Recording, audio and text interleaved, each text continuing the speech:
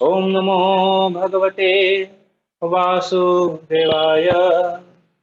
ओम नमो भगवते वासुदेवाय। ओम नमो भगवते वासुदेवाय। ओम अज्ञानतिमिरान्धस्य ज्ञानाञ्जनशलाकया चक्षुर्न्मीलितं येन तस्मै श्रीगुरवे नमः। हे कृष्ण करुणा सिंधु दीनबंधु जगतपते गोपेश गोपिका कांत राधा कांत नमस्तुते। तप्त कांचन गौरांगी राधे वृंदावनेश्वरी वृषभानुसुते देवी प्रणमामि हरिप्रिये। वाञ्छाकल्पतरुर्भक्ष कृपा सिन्धुभ्य एव च पतितानां पावनेभ्यो वैष्णवेभ्यो नमो नमः। जय श्री कृष्ण चैतन्य प्रभु नित्यानंद श्री अद्वैत गदाधर श्रीवासादि गौर भक्त वृंद। हरे कृष्ण कृष्ण कृष्ण हरे हरे, हरे राम राम राम हरे हरे। हरे कृष्ण। तो विगत कुछ दिवसों से हम लोग चर्चा कर रहे थे कालिया कालिया भगवान का कालिया दमन का लीला के बारे में। तो आज भी उसी को कंटिन्यू हम कर रहे हैं।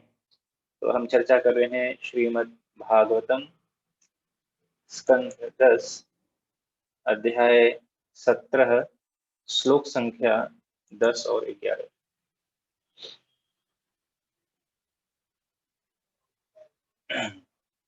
तो श्लोक संख्या 10।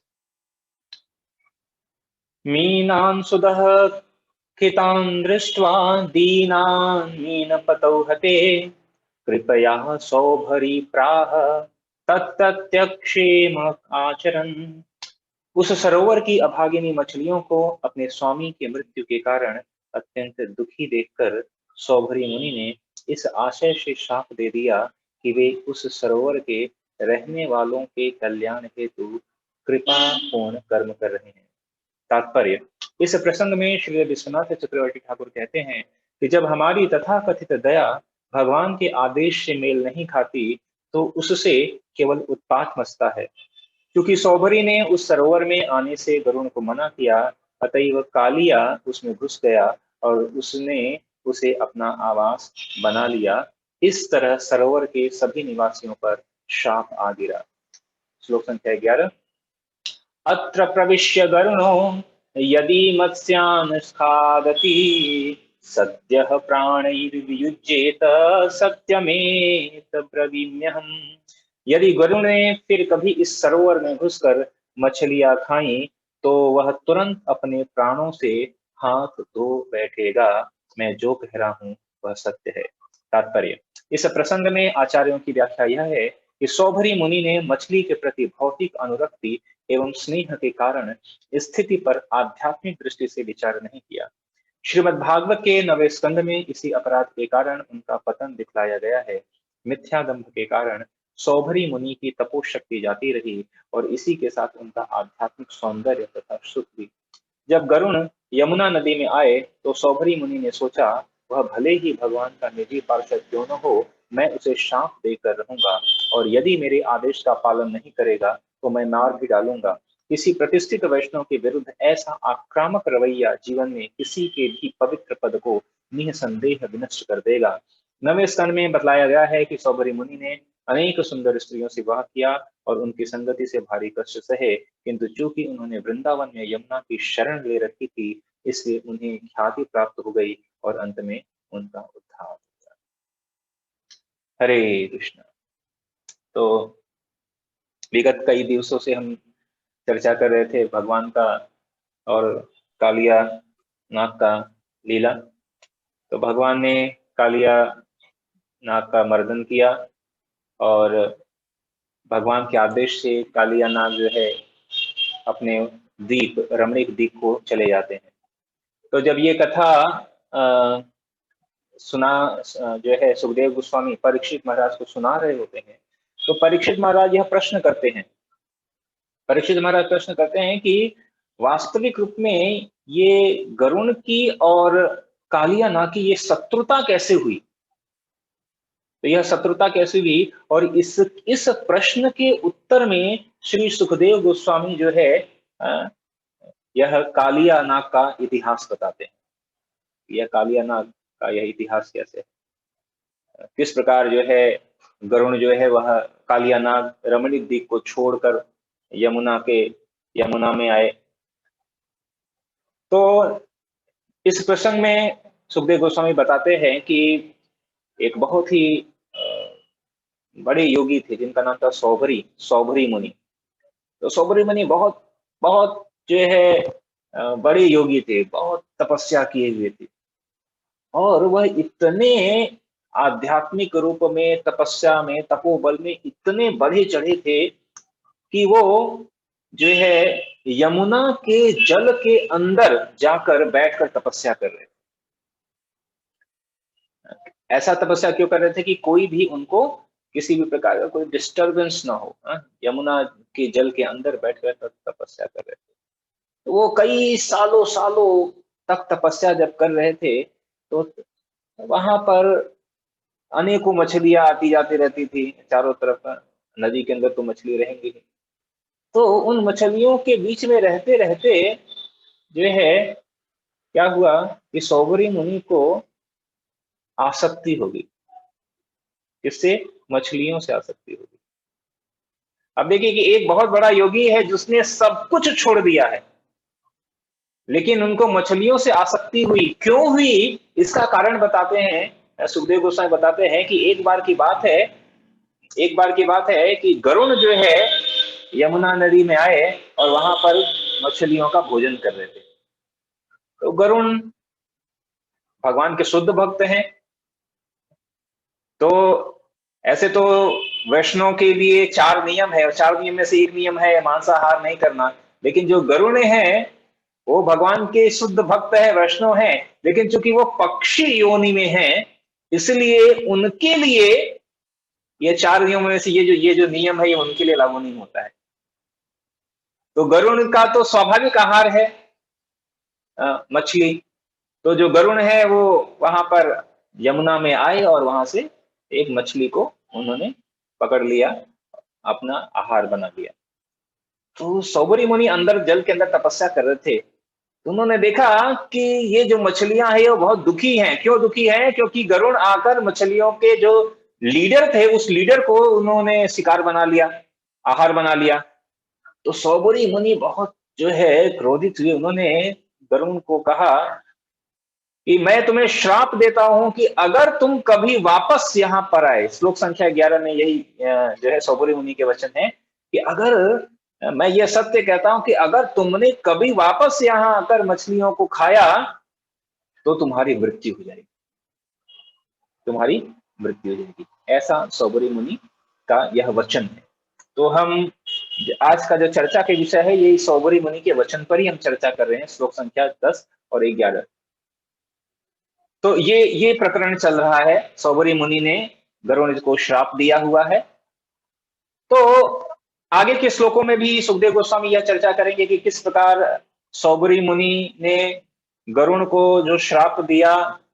तो यह श्राप जो है, चूंकि गरुण चूंकि भगवान के शुद्ध भक्त हैं, तो एक अपने से उच्च स्थिति के भक्तों को के लिए अपराध करना बहुत बड़ा पतन का कारण होता है। और इसलिए 9वें स्कंद में वर्णन आता है कि सौबरी मुनि जो है अपनी स्थिति से नीचे गिर जाते हैं। क्यों? क्योंकि उन्होंने भगवान के शुद्ध भक्त गरुण के प्रति अपराध किया। और भगवान के शुद्ध भक्त के प्रति अपराध करने के कारण आप देखिए जिससे कोई व्यक्ति मोहित नहीं होता है। दो मछलियां जो आपस में संयोग कर रही हैं उनसे किसी के भी मोहित होने का कोई चांस नहीं है। लेकिन इतने बड़े योगी होने के पश्चात भी सौबरी मुनि 2 मछलियों के संयोग से मोहित हो जाते हैं। ये बहुत आश्चर्य की बात है। तो ये आश्चर्य की बात नहीं है। आश्चर्य क्यों मोहित हो जाते हैं? क्योंकि उन्हें वैष्णव अपराध लग गया होता है। और इसलिए वैष्णव अपराध के कारण जो है इतने बड़े प्रतिष्ठित योगी होने के पश्चात भी सौभरी मुनि को अपने पद से नीचे आना पड़ा। तो आज हम इसी पर हम चर्चा करने वाले हैं, इसलिए कुछ शिक्षाओं के बारे में चर्चा करने वाले हैं।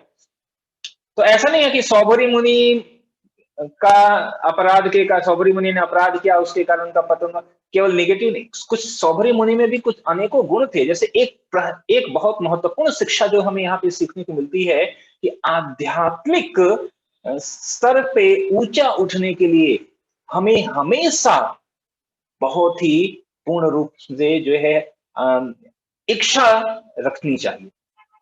देखिए, एक तो है कि हम पढ़ते हैं, सुनते हैं कि हमारे जीवन का एकमात्र लक्ष्य क्या है? कृष्ण प्रेम हासिल करना, भगवान के धाम जाना, भगवान की प्रसन्नता के लिए कार्य करना। ठीक है, तो कहने का मतलब हमें कम से कम, भले ही हम अभी उस स्तर पर न हो, भले ही अभी हम उस स्तर पर न हो, लेकिन कम से कम हृदय से ऐसी इच्छा तो करनी चाहिए। अगर हम देखें, ठीक है, अगर हम सभी अपने जीवन में देखें, अगर हम आज की बात करें कि आज सुबह से लेकर अभी तक हमने कितनी बार एकदम हृदय से इच्छा की कि भगवान, ओ श्री श्री राधा गिरधारी, ओ श्री श्री गोपीनाथ, या जो भी आपके श्रद्धेय हैं, भगवान मैं आपसे आपकी अनुपम सेवा करना चाहता हूं, आपको प्रसन्न करना चाहता हूं। तो हम देखेंगे कि बहुत मुश्किल है। कई बार तो महीनों महीनों हम ऐसी ऐसी यानी इच्छा भी कई बार अंदर से नहीं आती है कि हम भगवान, मैं इस भौतिक जगत में मैं नहीं रहना चाहता या चाहती, मैं आपके साथ मुझे रहना है। ऐसी इच्छा हम कितनी बार करते हैं। तो कहने का मतलब कई बार तो हम इच्छा भी नहीं कर रहे हैं। कहने का मतलब कम से कम हमें सिंसियर इच्छा तो होनी चाहिए। और इसलिए यह बहुत ही महत्वपूर्ण है कि जब भी हम कभी भगवान के पास जाएं, भगवान के मंदिर में जाएं, तो कभी भी भौतिक इच्छा नहीं करें। क्योंकि कब वो भौतिक इच्छा अगर भगवान ने सुन ली और उसको कहा तथास्तु और वो पूरी हो गई और आध्यात्मिक इच्छा, तो ऐसा ऐसे एक बार एक भक्त ऐसा चर्चा कर रहे थे कि एक दिन वो 7:30 बजे का समय था, इवनिंग में आरती खत्म हुई थी, तो भगवान के सामने दर्शन कर रहे थे। और दर्शन करके वो बाहर आए और तब तक कुछ प्रसाद था। तो मैंने उनको प्रसाद दिया, क्या उनको जलेबी प्रसाद दिया। तो वो भक्त आए और मेरे से कहे कि प्रभु जी, मैं भगवान के दर्शन करते हुए सोच रहा था कि जलेबी खाने का बहुत मन कर रहा है, और और मैं जैसे ही बाहर निकला आपने मुझे जलेबी प्रसाद दे दिया। मैंने कहा सोचो, अगर इस समय अगर आपने ये विचार किया होता कि भगवान मुझे जो है कृष्ण भक्ति, शुद्ध भक्ति चाहिए होती, तो जलेबी की जगह पर शुद्ध भक्ति मिल गई होती। तो कहे हाँ। तो हम दोनों लोगों ने बहुत चर्चा किया और हम दोनों लोग मंथन करके इस विचार पर आए कि कभी भी भगवान के सामने भौतिक इच्छा नहीं करनी चाहिए। भौतिक इच्छा नहीं करनी चाहिए। क्या पता कब भगवान रेडी हो जाए, चलो ठीक है, इच्छा क्या, चलो रेडी, तथास्तु।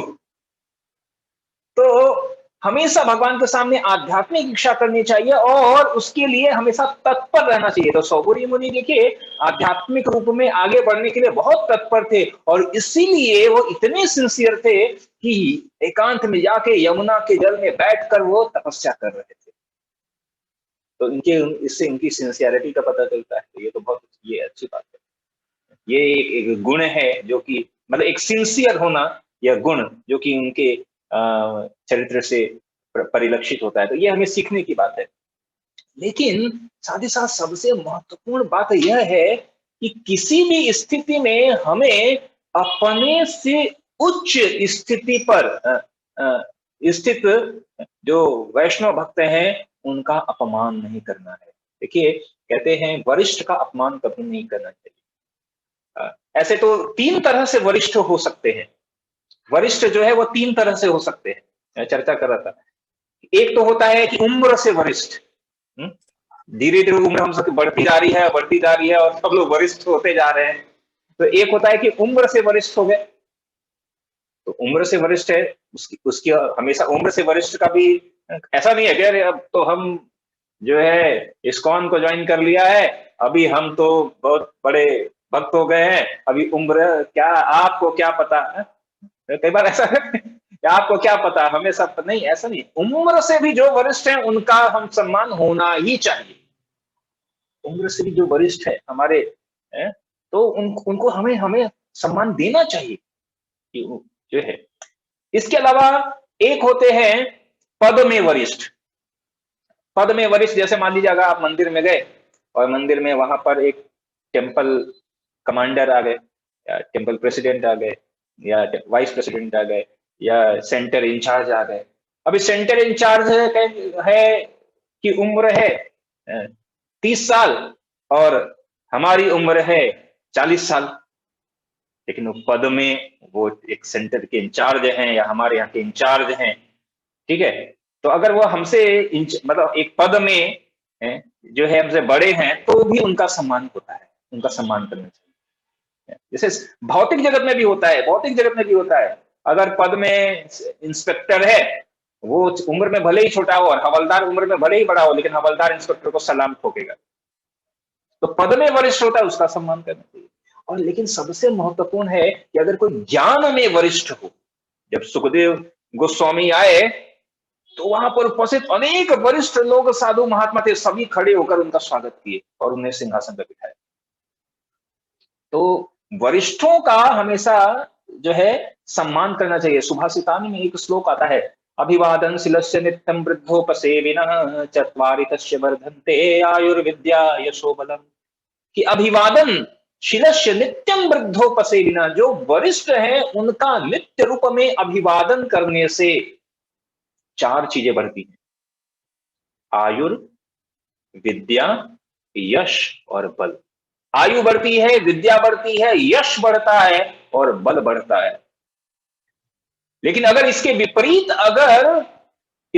अगर जो है वरिष्ठों का, अपने से उच्च स्थिति में स्थित, ज्ञान में स्थित वैष्णव का, भक्तों का अगर हम अपमान कर दें, उनका अपराध कर दें, तो ये 4 चीजें जो बढ़नी है वो घड़ी आती है। क्षीण भवंती आयुर्विद्या यशो बलम। तो आयु, विद्या, यश और बल सब क्षीण होने लगता है, कम होने लगता है। सौबरी मुनि ने सौबरी मुनि सोचे कि मैं तो बहुत बड़ा योगी हूं। आप देखिए कितने बड़े योगी थे कि पानी के अंदर बैठकर तपस्या कर रहे थे। पानी के अंदर कोई कितने समय तक सांस रोक सकता है? वो हजारों सालों तक सांस रोक कर बैठे हुए थे, अंदर तपस्या कर रहे थे। इतनी बड़ी स्थिति थी, उच्च स्थिति थी।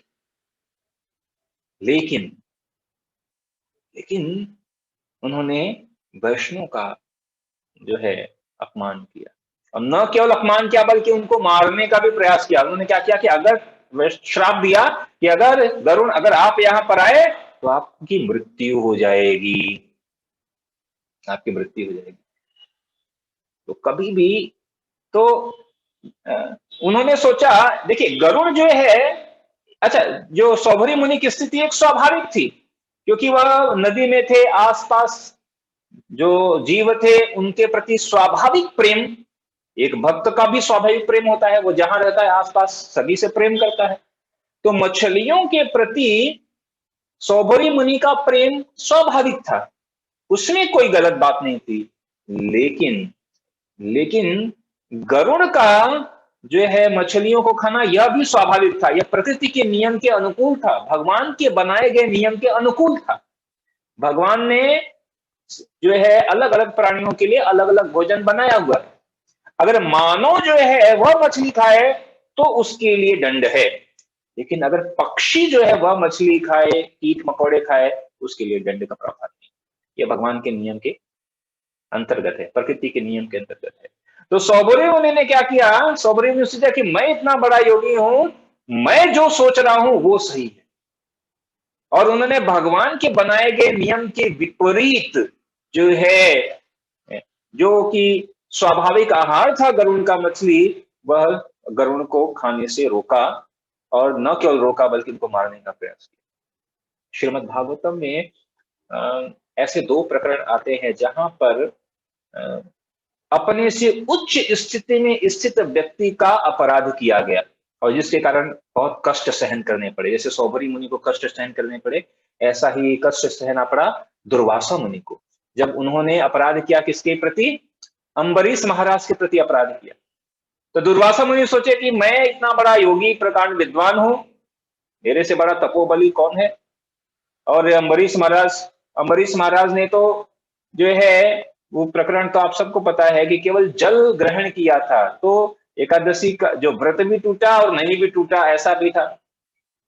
ठीक है, क्योंकि वो अतिथि आए थे तो उनको पहले प्रसाद खिलाना था, तो उन्होंने ब्राह्मणों से चर्चा करके शास्त्र संगत युक्ति लेकर जो है उन्होंने यह कार्य किया। लेकिन दुर्वासा मुनि को लगा कि अरे मैं अतिथि हूं, मैं आया हूं, जबकि उन्होंने एकादशी का पारायण कर रहे थे, तो उन्हें लगा कि नहीं नहीं, मेरा आतिथ्य अधिक महत्वपूर्ण है एकादशी के पारायण से। ऐसा गर्व हो गया दुर्वासा मुनि को, और इसके कारण आप सबको पता है कि एक सालों सालों सालों तक दुर्वासा मुनि भागते रहे, ब्रह्मलोक से लेकर शिवलोक से लेकर बैकुंठ लोक तक भागते रहे, लेकिन उनको हर जगह केवल चिंता और कष्ट ही रहे, और अंततोगत्वा उन्हें अम्बरीश महाराज की शरण लेनी पड़ी। तो वहां पर भी वैष्णव की जो स्थिति है वह बहुत ही उच्च है। और ऐसा ही एक प्रकरण आता है, यह जब परीक्षित महाराज जब प्यास लगी थी, और सौमिक ऋषि का श्रृंगी ने श्राप दिया परीक्षित महाराज को। तो श्रृंगी ने श्राप दिया परीक्षित महाराज को, क्या श्राप दिया कि 7 दिन में इनकी मृत्यु हो जाएगी। तो श्रृंगी ऐसा सोच रहे थे कि मैं क्या हूं, मैं ब्राह्मण पुत्र हूं, मैं ब्राह्मण हूं, और ये तो क्षत्रिय है, ये तो मेरे से निम्न है। ब्राह्मण की स्थिति उच्च होती है, क्षत्रिय की स्थिति तो निम्न होती है, और इनकी हिम्मत कैसे हुई ऐसा करने की, और उन्होंने श्राप दिया। पर प्रभुपाद जब तात्पर्य लिखते हैं, प्रभुपाद तात्पर्य में लिखते हैं कि यह यहां से जो है कुछ कुरीतियां आई।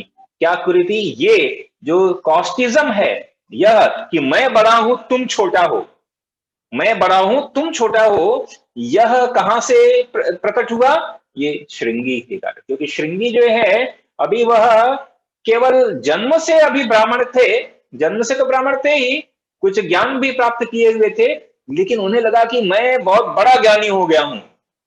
और परीक्षित महाराज तो जो भगवान के भक्त हैं, उनको श्राप दे रहे हैं। और वो क्यों श्राप दे रहे हैं? यह समझने के कि नहीं, मैं तो ब्राह्मण हूं, मैं तो बड़ा हूं, और ये तो क्षत्रिय, ये तो छोटा है। तो प्रभुपाद करें कि यहां से ये बड़े छोटे का भेद शुरू हुआ, कास्टिज्म, जातिवाद, कि मैं ये हूं तुम ये हो, तुम छोटे हो मैं बड़े हूं। देखिए बहुत ही अपनी अक्सर चलता रहती, मैं बड़ा हूं तुम छोटे हो। तो ये यहां से यह प्रकट हुआ। और दूसरा कि ये जो ब्राह्मण, कलयुग ने सबसे पहला आक्रमण कहां किया? श्रृंगी यानी ब्राह्मण पर। यानी जो ब्राह्मण की जो कहे कि जन्म से ब्राह्मण होना, जन्म से क्षत्रिय होना है, जन्म से। भगवान ने कहा कि यह जो चार गुण कर्म विभाग स, कि ये जो 4 वर्ण है ये गुण कर्म के आधार पर है, गुण कर्म के आधार पर है। लेकिन श्रृंगी सोच रहे थे कि मैं जन्म से ब्राह्मण का पुत्र हूं, इसलिए मैं ब्राह्मण हूं। ठीक है, क्योंकि अगर ब्राह्मण का गुण क्या होता है? सहनशीलता, लेकिन उन्होंने सहन नहीं किया। तो यहां से जो है जन्म से जो है जाति निर्धारित होने का एक ट्रेंड शुरू हुआ। तो बाय बर्थ ब्राह्मण, बाय बर्थ क्षत्रिय, मैं बाय बर्थ ये हूं, ये ऐसा। तो इस तरह से डिग्रेडेशन स्टार्ट हुआ। तो कहने का मतलब कि वहां पर भी श्रृंगी ने परीक्षित महाराज को क्या किया? श्राप दिया। तो यह भी एक कह सकते हैं कि ये 2 इंसिडेंट है जहां पे अपने से उच्च स्थिति में स्थित व्यक्ति को श्राप दिया गया, जिसके कारण बाद में अनेकों कष्ट सहन करने पड़े। अब देखिए, सौभरी ऋषि ने श्राप दिया कि गरुण आप यहां पर आप यमुना में प्रवेश नहीं कर सकते हैं। तो अगर गरुण नहीं प्रवेश किए तो कौन प्रवेश किया? गरुण प्रवेश नहीं किया तो कौन प्रवेश किया? कालिया प्रवेश किया। उन्होंने गरुड़ को तो रोक दिया प्रवेश करने से, लेकिन प्रवेश किसने किया? कालिया। अच्छा, गरुड़ को प्रवेश करने से क्यों रोका था सौभरी मुनि ने? क्योंकि आसपास जो मछलियां थी उनका उनको उनके प्रति उनका स्वाभाविक स्नेह जागृत हो गया था। तो वो चाहते थे कि इन मछलियों की रक्षा हो सके। गरुड़ नहीं आएंगे तो ये मछलियां बच जाएंगी। लेकिन हुआ क्या? हुआ इसका उल्टा। क्योंकि जब कालिया नाग ने उस दाह में शरण ली, तो वह जल इतना विषैला हो गया, इतना विषैला हो गया कि वहां की सारी मछलियां मर गई। सारी मछलियां मर गई। और सिर्फ मछलियां ही नहीं, वहां ऊपर से जाने वाले पक्षी गण भी जो है वो जो है वह जो है मर के नीचे गिर जाते थे। और सिर्फ पक्षी नहीं, आसपास के जो वृक्ष थे वह भी सूख जाते थे, जल जाते थे उसके विष से। आप देखिए, यह सिर्फ सौबरी मुनि सोचे कि मैं अपनी योग शक्ति से गरुड़ को रोक दूंगा, मैं अपनी योग शक्ति से इनकी रक्षा करूंगा, अपनी इनकी रक्षा करूंगा। लेकिन हुआ क्या? हुआ इसका उल्टा। मछलियों की भी रक्षा नहीं हुई, मछलियां भी मरी, पक्षीगण भी मरने लगे। हाँ? गायें जो है उस जल को पीकर जो है बीमार हो जाती थी। आसपास के पेड़ वृक्ष सारे जो है वह वो दूषित हो उस दूषित वातावरण से प्रभावित हो जाते। तो कहने का मतलब यह है कि प्रभुपाद तात्पर्य में कहते हैं कि अगर दया करनी है तो दया भी कैसा करना चाहिए? बुद्धिशाली से, बुद्धिमानी से करना चाहिए। Compassion without intelligence is will create havoc. मतलब कि अगर जो दया है बिना बुद्धि के, बिना सोच समझ के अगर अगर दया किया जाए तो वह भी क्या करेगा? तबाही मचा देगा। तो सौभरी मुनि तो दया किए, किस पे? मछलियों पर। और इसलिए गरुड़ को श्राप दिया। लेकिन इसका प्रभाव क्या हुआ? इस प्रभाव के कारण जो है मछलियों भी उनकी भी मृत्यु हुई, पक्षीगण भी मरने लगे, पेड़ पौधे सूखने लगे। तो इसलिए प्रभुपाद तात्पर्य कहते हैं कि दया कैसी करनी चाहिए। प्रभुपाद अपने उदाहरण में हमेशा प्रस्तुत करते हैं एक उदाहरण कि एक बच्चा था और उसको टाइफाइड हुआ था, और वो अपनी मम्मी से कहता था कि मम्मी मुझे पूरी चाहिए, मम्मी मुझे जो है तले हुए भोजन चाहिए, हलवा चाहिए। तो उसकी मम्मी देती नहीं थी, मम्मी पापा नहीं, नहीं तुम्हें नहीं खाना है। तो वो बार बार मांगता था और वो मना करते थे। पड़ोसी ने देखा, अरे कैसे निर्दयी माता पिता है? बच्चा कब से मांग रहा है, इसको देते नहीं है। तो एक दिन जो है माता पिता कहीं बाहर घूमने गए और पड़ोसी ने कहा कि ये अच्छा मौका है, बच्चे को बुलाया और बहुत खिलाया। लेकिन कुछ समय के पश्चात उस बच्चे ने प्राण छोड़ दिए, उसकी मृत्यु हो गई। तो प्रभुपाद कहते हैं कि आजकल लोग ऐसे ही इसी तरह की दया कर रहे हैं। जो दया है वह दया बुद्धि बुद्धि पर आधारित होनी चाहिए। और इसलिए प्रभुपाद कहते हैं कि कई बार आज बाह्य जगत के लोग केवल इस शरीर को बचाने के चक्कर में है। प्रभुपाद उदाहरण देते हैं कि अगर कोई डूब रहा है तो आप किसे बचाएंगे? वस्त्र को बचाएंगे या शरीर को बचाएंगे? गौरांग प्रभु उदाहरण देते हैं कि एक व्यक्ति डॉक्टर के पास जाता है तो उसको बहुत ठंड लग रही होती है। कहता है, डॉक्टर साहब मुझे बहुत ठंड लग रही है, बहुत ठंड लग रही है। डॉक्टर ने कहा कि बहुत ठंड लग रही है, ठंडी का समय भी है, बहुत ठंड लग रही है। तुरंत डॉक्टर ने एक निकाला, कहा बेटा ये लो कंबल। कंबल को उड़ा दिया। उस मरीज ने कंबल ओढ़ा। डॉक्टर ने कहा ठंडी कुछ कम हुई? कहा हाँ ठंडी कम हुई। कहा देखो, बस ठंड कंबल लो, जाओ घर जाओ। मरीज बहुत खुश हुआ, कहा बहुत अच्छे डॉक्टर है, कंबल वाले डॉक्टर है, कंबल वाले डॉक्टर बहुत अच्छे डॉक्टर है। लेकिन कुछ दिन के बाद, एक दिन के बाद क्या हुआ कि कंबल ओढ़ने के बाद भी उसको ठंडी लगने लगी और उसके कारण जो है उसका उसके लीवर में इन्फेक्शन आ गया और उसकी मृत्यु हो गई। तो कहते कि अगर जहां तक अगर एक डॉक्टर है तो डॉक्टर किस लिए है? डॉक्टर है? जहां तक बात है कि कंबल बांटने का, कंबल बांटना गलत नहीं है, कंबल देना गलत नहीं है।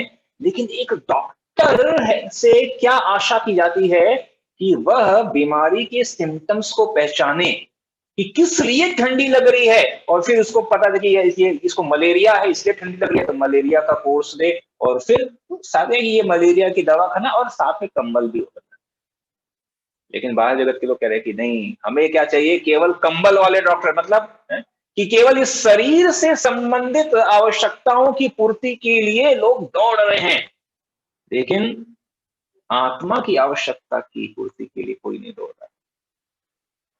प्रभुपाद कहते हैं कि इसीलिए लोग दया कर रहे हैं, किसके लिए, इस शरीर के लिए केवल दया कर रहे हैं, आत्मा के लिए कोई दया नहीं कर रहा है। और कृष्ण भावनामृत यह वास्तविक जो है दया का भाव सिखाता है, क्योंकि यह आत्मा के कल्याण की बात करता है। कृष्ण भावनामृत एक ऐसी बात करता है कि जिसको सीखने के बाद, जिसको जानने के बाद, जिसको मानने के बाद, जिसका आचरण करने के बाद क्या होगा, दोबारा जन्म मृत्यु के चक्कर में नहीं आना पड़ेगा। तो प्रभुपाद इसलिए कहते हैं कि यह बहुत ही महत्वपूर्ण है यह समझना, लैक ऑफ स्पिरिचुअल विजन अगर रहेगा, हमारी आध्यात्मिक दृष्टि में कमी रहेगी, तो फिर क्या होगा कि इसी तरह केवल जिसके लिए दया नहीं करना है, हम उसके लिए ही दया करेंगे, वास्तविक जिसके लिए दया करना है वह उसके लिए दया नहीं करेंगे। तो सौबरी मुनि ने ऐसा किया, उन्होंने दया किया, लेकिन उनकी दया जो है वह आध्यात्मिक दृष्टिकोण पर आधारित नहीं थी, और जिसके कारण न केवल सौभरी मुनि को कष्ट सहना पड़ा, बल्कि अन्य कई लोगों को उसका जो है उसको कष्ट सहना पड़े। एक और बहुत महत्वपूर्ण शिक्षा है, और वह महत्वपूर्ण शिक्षा है कि चाहे कितनी भी स्थिति, हम आध्यात्मिक रूप से कितने भी बढ़े चढ़े न हो, हमें किसी भी स्थिति में भक्तों का संग नहीं छोड़ना चाहिए। सौभरी मुनि सोचे कि अभी मैं इतना बड़ा योगी हो गया हूं, और वो यमुना के जल में गए, एकांत में बैठकर भजन करना शुरू किया। और इस कारण ये जो भक्त हैं, भक्त क्या है हमारे लिए, क्या है, सुरक्षा कवच है, शील्ड है, कि जब माया का आक्रमण होता है तो जो भक्त हैं वो हमें बचाते हैं। लेकिन वहां पे कोई भक्त था नहीं जो सौभरी मुनि को समझा सके, समझो, रुको रुको, बचो बचो। तो सौभरी, इसलिए कहा जाता है कि हम किसी भी स्थिति में, यहां तक कि मैं कई बार यह कहता हूं कि अगर ऐसी कोई स्थिति आ जाए कि जब आपका माला भी छूट जाए, जो कि हम कभी नहीं छोड़ना चाहते हैं, माला भी छूट जाए, तब भी चांस है कि आप भक्ति में आ सकते हैं, अगर आपने किसी भक्त को पकड़ा हुआ है, किसी भी भक्त के चरण को पकड़ा हुआ है, वो भक्त आपको वापस भक्ति में खींच कर ले आएगा। लेकिन अगर इसके विपरीत आप 64 माला कर रहे हो, भागवत पढ़ रहे हो, लेक्चर दे रहे हो, श्रवण सब कुछ कर रहे हो, लेकिन भक्तों से धीरे दूर हो गए हो और 64 माला कर रहे हो, धीरे धीरे कुछ समय के पश्चात कब 64 से 4 और कब 4 से 0 हो जाएंगे हम, पता नहीं चलेगा। तो सबसे मतलब इसीलिए कहते हैं ना, भक्ति की शुरुआत एबीसीडी क्या है, ए फॉर एसोसिएशन, संग। तो यह बहुत प्रमुख शिक्षा है कि सौभरी मुनि जैसे महान ऋषि मुनि, जो उन्होंने अपने समस्त इंद्रियों को नियंत्रित कर लिया था, अनेक यौगिक सिद्धि हासिल कर लिया था, लेकिन उनको भी अपनी स्थिति से नीचे गिरना पड़ा। क्यों? क्योंकि वह भक्तों के संग, इसीलिए भक्तों का संग बहुत बहुत महत्वपूर्ण है। और साथ ही साथ एक और महत्वपूर्ण शिक्षा है, एक और महत्वपूर्ण शिक्षा है कि कभी भी हम भक्ति के किसी भी स्थिति में हो, कभी भी हमें असावधान नहीं होना है, हमेशा सावधान रहना है, हमेशा सावधान बने रहना है, केयरलेस नहीं होना है, लापरवाह जिसे कहते हैं, लापरवाही नहीं, कहते हैं ना लापरवाह, वो क्या कहते हैं, दुर्घटना घटी, लापरवाही हुई तो दुर्घटना घटी। कि जैसे ही हम लापरवाह होंगे कि अभी अभी बहुत अच्छी है, अभी अभी हमें कोई समस्या नहीं है, अभी हमें कुछ हमारा मन पूरे नियंत्रित है, अभी हम आत्मा के स्तर पर आ गए हैं, जैसे ये विचार आया, आप समझ लो कि हम जैसे ही थोड़ा सा लापरवाह, कभी भी किसी भी स्थिति में, आप मंदिर में बैठे हो तब भी आपको सावधान रहना है, मंदिर के अंदर हो तो भी सावधान रहना है, भक्तों के साथ हमेशा 24 घंटे सावधान रहना है कि कभी भी माया का आक्रमण कभी भी हो सकता है। तो इसलिए ये महत्वपूर्ण है कि हम हमेशा सावधान बने रहें, भक्तों के संघ में रहें, कभी भी किसी भी भक्त के प्रति अपराध न करें, कभी भी भक्तों के प्रति अपराध ना करें, और जब दया की बारी आए तो बहुत अपनी बुद्धि विवेक का प्रयोग करके ही दया का प्रदर्शन हमें करना चाहिए, आध्यात्मिक दया का प्रदर्शन करना चाहिए। तो ये सारी शिक्षाएं आज के इस श्लोक में निहित हैं। ठीक है, अभी तो समय निकल गया। हरे कृष्ण। किसी का कोई प्रश्न है तो हम ले सकते हैं।